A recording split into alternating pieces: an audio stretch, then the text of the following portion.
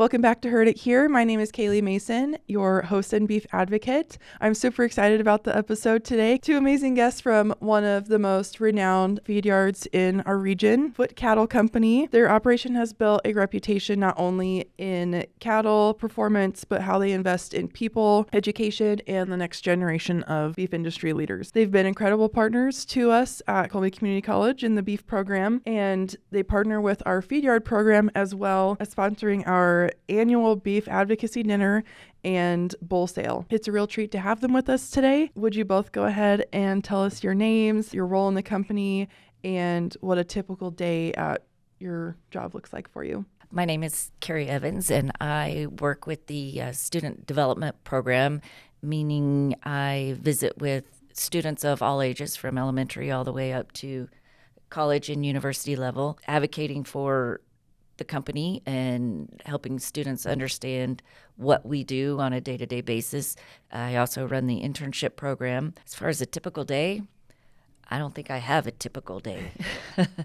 Every day looks kind of different, just depending on what's going on around, and I like it that way. I like that I don't have a typical day, and I can kind of aim my day on what I need to do. And I'm Lonnie Guyman. I guess the Foote brothers call me Chief People Officer, which I think is way too fancy. Carrie and I are teammates, and I just look at it like, we're in the cattle business, but we're really in the people business, and it takes good people to feed good cattle and make great beef. And so being in the people business, there's a lot of things in the size of our organization.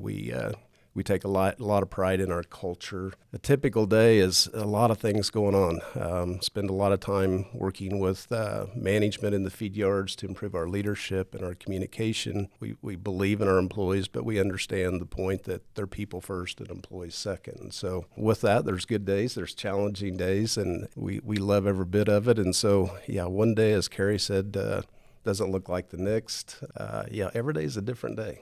Awesome. Yeah. Could you both expand a little bit on the history of Foote Cattle Company? Sure. Bob Foote and his wife Gail started Foote Cattle in 1985. Bob has passed 3 years ago, but the legacy carries on. We're very, very proud.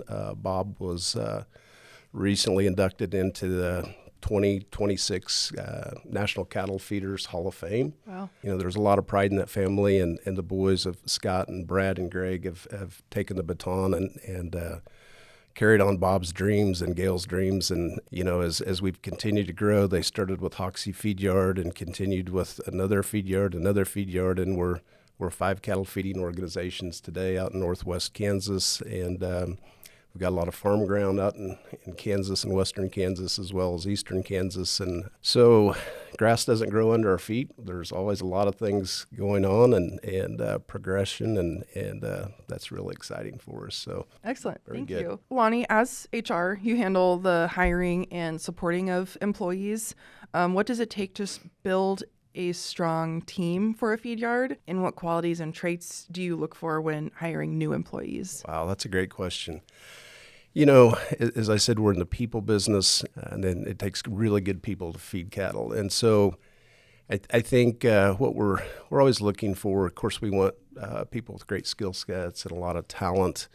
But I think it's equally so, or even more important, that as you visit with people, that do they fit the family? Do they fit this organization? You're looking for resiliency in people. Do they have good grit? Life's pretty easy when things are going well, right? But when things go upside down and there's challenges, life can be hard. So, we're looking for people that are resilient, they can bounce back, they have great attitudes, they're humble, they want to learn, they're sponges. I think just probably even at the top of that list is they've got to be a good teammate, willing to, jump in and help others, and do they bring energy to people, and do they fit the team? And so, there's the old adage that, you hire slow and you part with people fast. And so I think we invest a lot of time in making sure we bring the right people into our organization. Absolutely. With that being said, once you decide that someone is a good fit for the Foote family and they are part of the team, how do you help them grow and stay motivated to continue doing their job? Yeah, another great question. I think, at the heart and soul of things, people want to feel valued and they want to feel appreciated. And, when you're growing fast, things can be messy. And I think, always being diligent and conscious about, making sure you're really being explicit and sharing what their role is and the expectations of that role. And not just in the skill sets and the technical side of the job, but also having the right behaviors, the right attitudes. And I came from a world of growing up around sports, and I think there's a lot of parallels to sports. And I think, always working on improving our leadership and our communication, and so that, like in the sports world, we're coaching our people, we're helping them grow, we're helping them develop, and making sure they have a purpose that lights a fire in them every day. So, what advice would you give to someone that may want to work in beef production, or specifically the feed yard management side of things? I guess maybe kind of looking at us specifically, your career is important, and I think to look at the opportunities in the feed yard industry and beef production, it represents a great quality of life out here in Northwest Kansas, and our being able to have careers where you can grow and develop, and at the same time, live in small communities without the hustle and bustle, and have access to good schools and good medical care and those things. And so, we look at it as a family, bringing people in. And, I think the cattle feeding industry is exciting, and there's a lot of progressive things going on in the industry that, for young people, it's, to be able to jump in and just sink their teeth into it. I think they'll find it to be a very rewarding career. I would add to that, no matter what career you're going in, is to be a fountain, not a drain. You want to expand on that? That means, lifting people up and being up and energetic instead of bringing people down and circling the drain, and somebody that makes you feel uplifted rather than whenever you walk into a room and you can feel that energy that's just low and down. And so it's a matter of being somebody that other people want to be around. Yes. I think Carrie said that extremely well, and I laugh and joke with our managers in the yard. I think a lot of good things and challenging things can be traced back to leadership. And, I sometimes just put it very simple to them. Do you light up a room when you come into it, or do you light up a room when you leave it? People want to be around you, as Carrie said, or are you drawing people to you, or are you pushing people away? If you're in a supervisor position, you're in a manager position, you're in a leadership position. So you're influencing people in either positive or a negative way every day. It's not a choice. And so, again, to be able to look in the mirror and say, as Carrie said, do I bring energy to the situation, or do I suck energy out of it? I actually applaud Adelaide for having manager positions within our sophomore class, because she's trying to set us up for taking on more responsibility once we leave college. And obviously I'm in a little bit of a different position because I've had manager positions outside of college already, but to watch my classmates grow into their positions has been really cool. And that's a great opportunity for us to say we really value this relationship with Colby Community College, and our relationship with you specifically in Adelaide. And, we can tell there's a lot of great kids in this university that are skilled and talented, but they're good people, right? They have the right values and the right morals. And that's super exciting to us as the future, because it's our young people, right, that are going to take the baton and carry things on as we desire. And so we really appreciate our partnership. Absolutely. We appreciate you guys. Thank you. You said you've enjoyed watching your classmates grow and develop. I've enjoyed watching you specifically grow and develop. It's been a pleasure to have a relationship with you the last couple of years. Thank you so much for saying that. That really means a lot, having to have made this decision to come to college and know that it was going to be a challenge. To have people see me, it's rewarding and it's very humbling. So I really appreciate you saying that. It's And true. we've talked about grit, right? You've been through Yes. challenging times and hard times, and you've come out the other end. And it's not to say that days are easy today, right? But you keep fighting, you keep striving, and that's what makes you stronger. We're going to switch gears a little bit and talk with you, Carrie. You're very involved in connecting the feed yard with schools, consumers, and our future industry advocates. What is your main goal whenever you're representing Foote and the industry? That is a really good question. My main goal with students, like I said earlier, it's trying to help students understand that we're not just looking for animal science majors.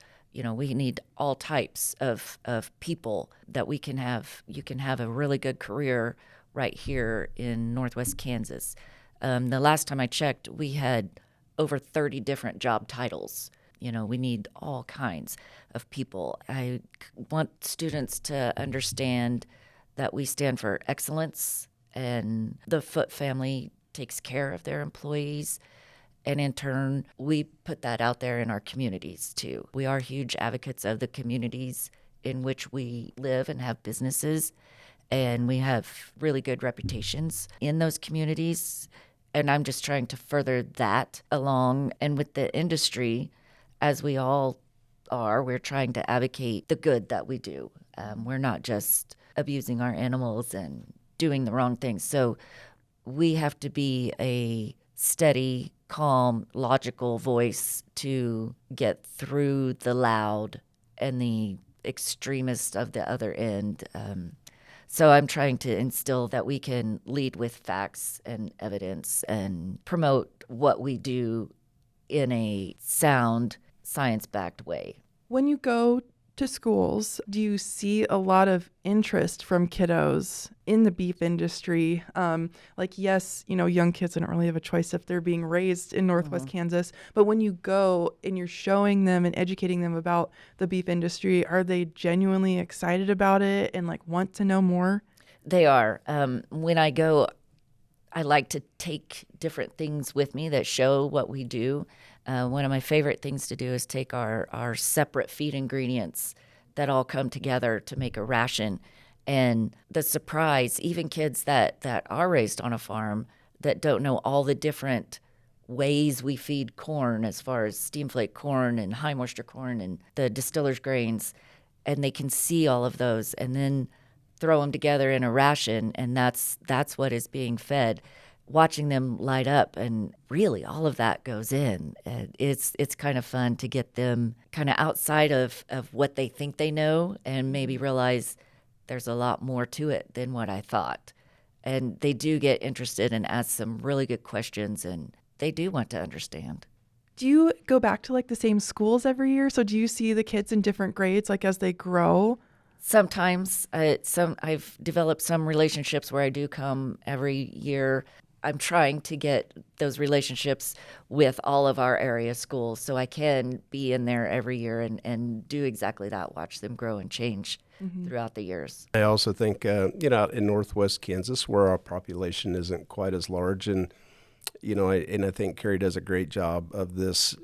Sometimes kids think that they're going to have to move away for good opportunities, and to get into a more populated city type of market after school. And, I think being able to get to those kids at a young age, to be able to talk about, there are great opportunities like Foote Cattle to stay in Western Kansas and have a very rewarding career and start a family. And as Carrie mentioned, the Foote family takes a lot of pride in putting resources back into our small communities. And so I think it's we're doing a good job, and we continue to strive to get better about telling our story. And I think so our younger generation understands that they can stay in the area or come back to the area and have a very rewarding career. So this is for both of you, but this is kind of going along with what we were talking about, Carrie. The Feed Yard program started 3 years ago at Colby Community College, and Foote has always been one of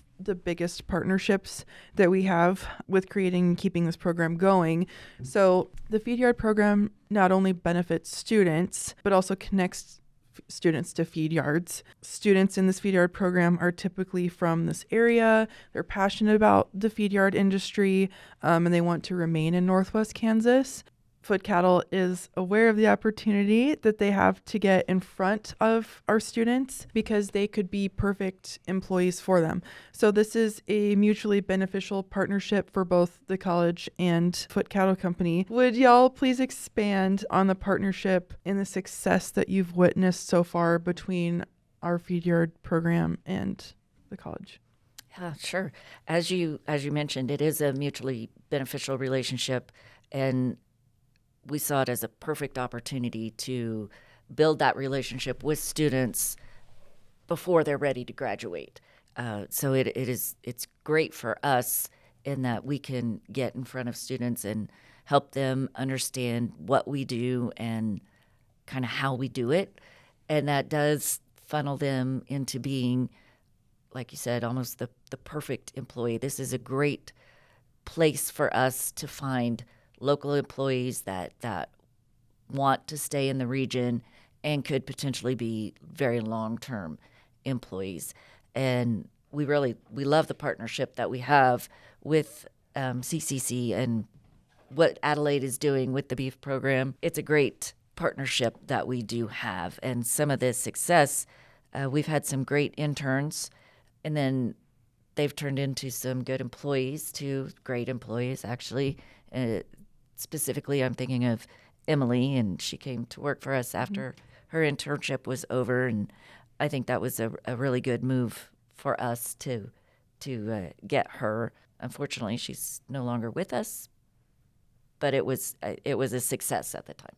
I would just add to that too, and I think I think the relationship that we continue to cultivate with you guys, I think we put I think about my own kids sometimes. We put a lot of pressure on our young people. What are you going to do when you grow up? What are you going to be when you grow up, right? And so, we're looking for those answers when kids are in their late teens, and heck, all of us are still exploring some of those answers. And so I think with the relationship that we have with Colby Community College, I think we're giving these kids an opportunity to see and be exposed to a lot of different things, to weigh their options, to be a sponge, to find out where they really gravitate toward and the things that they enjoy. And so I think through that training, I think through our internship of getting kids around and seeing not only the cattle feeding side, but, the backside, the administrative side, and all those things. So they truly understand and they know our story and they see the opportunities. And so I think we're continuing to get better at how we put that together.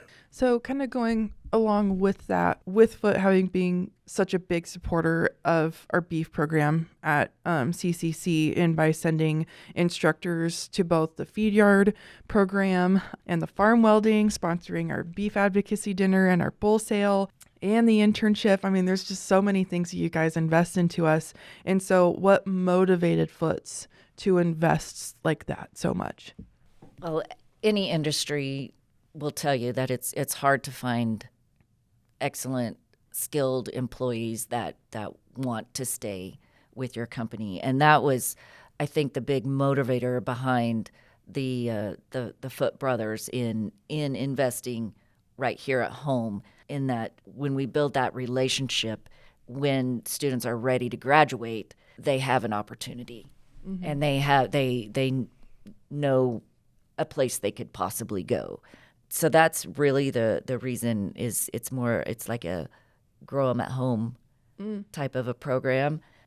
So helping students understand that they don't have to look far away to get a good job, and especially those that want to stay in animal agriculture and maybe can't really afford to do it on their own, like have a cow-calf operation or whatever that is. It's kind of hard to get your foot in that door if you're not generationally connected. That, I believe, was the motivation behind their thought process in getting this relationship with you and the college, because you guys turn out some great students and employees, and that's what we need. And we recognize too that a lot of our smaller communities, they're in a dogfight out here for survival, right? To continue to keep medical care and their schools open, and so we have to take it upon ourselves as leadership to really work hard and continuously get better about investing in our small communities, and that means providing good opportunities where kids want to stay, they want to raise their families here, and we believe it deep in our soul that these communities are great places to raise families. But if we're not really proactive and we work hard at it, some of these small towns are going to be really fighting in the next few years. So it's a great relationship, and it makes sense to partner with Colby Community College to, let's start growing those relationships and building those kids up, and so yeah, we're excited about that. Are there other colleges that are able to do the internships too, or is it only Colby that you choose from? No, we open our internships up to anyone who wants to apply. And we've had some from K-State. Last year we had one from the University of Nebraska. So far with the open applications, I've had applications from Wyoming, Ohio, had one from Massachusetts the other day. Wow. So it's our exposure is getting wider and wider. So yeah, anyone can apply. We really like the Colby kids, though. We like them all, but it's really getting some traction this year on how far it's spreading. Yeah, that's incredible. So speaking of the internship, kind of diving in a little deeper with it, can you please tell our listeners about how it works? What kind of experiences do students get, and what do you look for in an intern? So first, I'll talk about what we look for. We kind of prefer to look at those upperclassmen, a little bit older, a little bit more mature, and someone who both the student and we can see potential for them to work for us long term after the internship is over. As far as the experience, we kind of like to tailor the experiences to what the students want to learn. But generally, a student will get experience in every department throughout the summer. And that could be all within 1 yard, and that could be one department in this yard and one department in this yard and one department in this yard. Some of that is reliant on our housing situation. Where we can have housing kind of dictates where we can put a student. What kind of experiences do you offer? Because everybody knows the pen writer and the cowboying, but a little bit more like behind the scenes, what are students exposed to that maybe they would not have thought of before going into it? We will get them in a feed truck, riding along with a feed truck driver for at least a week, working in the mill and making the flakes, understanding kind of the science behind the flaking. There's a lot from how your rolls are set to how long you condition the corn there's a whole lot. I even like to get them in a maintenance department for a while too, and riding on a tractor. Pen maintenance is a huge part of beef production and getting that maximum conversion. Ultimately, we need them to understand that every job in the feed yard is important. Everything from washing tanks to mixing rations to where you park the feed truck when you're getting your liquids on. Every job is important to maximize the production and the conversion. So they get, like I said, a little bit of everything. I try to put the students with those employees that kind of will talk while they're working to say why we do this and why we do this and why we do this. And we continuously grow and we're looking at our intern program, just knowing the facts as we alluded to earlier, it takes a lot of other people away from the feed yard in supporting cast roles, everything from HR roles to safety to accounting to marketing.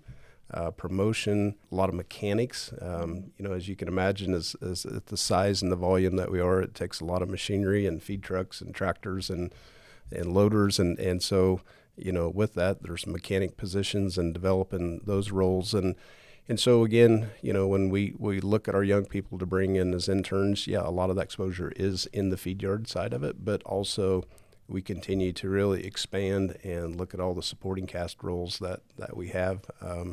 And looking for interns that have that desire to go a different direction. So you both attended the beef advocacy dinner and brought the Foote food truck and provided burgers for all of the students and watched the presentation. So with that being said, did you enjoy the presentation? What were your thoughts on it this year? I thought it was fantastic. I think this is our third year of having done this, and pretty good hamburgers, pretty good beef, by the way, wasn't it? Yeah. Oh, yes. That was my first Foote's burger. Very good. Yeah. I think it's super fun. Again, we're feeding the world, right? And I think there's a lot of diversity at Colby Community College, and being able to educate on the beef industry and to watch kids that have never been around it their life, never exposed to it, and the questions, right, that came up. And the kids on the beef side, I think, did and continue to impress in answering the questions and their passion that shines through that they have for the industry. And so, Yeah, you guys got it going on. I think it's a cool deal that you've put something together like this, and we're excited to be a part of it. Yes, I would agree with that totally. I think that peer-to-peer contact is an excellent way to get our message out there, especially to those students that are athletes and maybe are from a different country even. And I just really enjoyed it, and you students do an excellent job every year on giving the message in a way that people who haven't been exposed to it can understand it. It's a joy to come each year to be part of that presentation. Well, thank you. On behalf of the Beef Unit, thank you. I'm sure everybody that presented this year, and I presented last year, but everybody the last 3 years really appreciated you guys coming and supporting and sponsoring that. So thank you. Well, we're excited to be a part of it, so Absolutely. we appreciate that. What do you believe is the most beneficial part of the CCC Beef Unit hosting a beef advocacy dinner? Well, I think, again, it goes back to, it's important for the world to understand the beef business and the animal husbandry and the care that we give to livestock and the treatment and how big the beef industry is and how important it is in the United States. And I think, in our cities, you hear a lot of conflicting stories, and it's really that people aren't educated. And so I think it's an opportunity at a younger age to get in and educate them on the facts and give them the details and by giving them the information, they can make their own minds up on things. And so I think that's a critical component to it. I would agree with that. It's the most beneficial thing. There's so many beneficial things that I think come out of that dinner. Again, it's that peer-to-peer contact and education. And then when those student athletes graduate and go out into the world, hopefully they take that message with them. And when they are inundated with all the information that you get every day, they can maybe step back and say, hey, this is how it is. And maybe they can obtain some lasting relationships. So if they do have a question and want to know the answer, they can come back to fellow students that they went to school with and ask that question and get the right answer. I think it's just planting that seed in their heads that maybe it's not the way that other people think. But student athletes, they do have, I don't know if you would say a different diet, but they have to pay attention to what they eat so they can perform at maximum level, understanding that what we do is beneficial for them. What keeps both of you passionate in your roles in the feed yard industry? Well, as Lonnie said earlier, we're feeding the world. Everybody has to eat, right? And if we can do that in the most efficient, safest, and best way possible, that's what keeps me passionate is all the innovation, even everything that's changed in the industry from when I was in school 30 years ago. That evolution of things that happen is what keeps me going, always learning and trying different things and adapting to the current world we live in that keeps me going. My dad always had a saying that, growing up around a farm and a ranch, and he'd say, when bulls are feeling good, they're performing good. And I think that's the same with people. And so, as Carrie has mentioned in that as well, I think there's a lot of joy, there's a lot of purpose in watching people grow and expand and develop their careers. And sometimes just like being a parent, you're not always popular, right? You have to challenge people, and I always call it keeping the light thumb in the rib cage to keep people growing and pushing.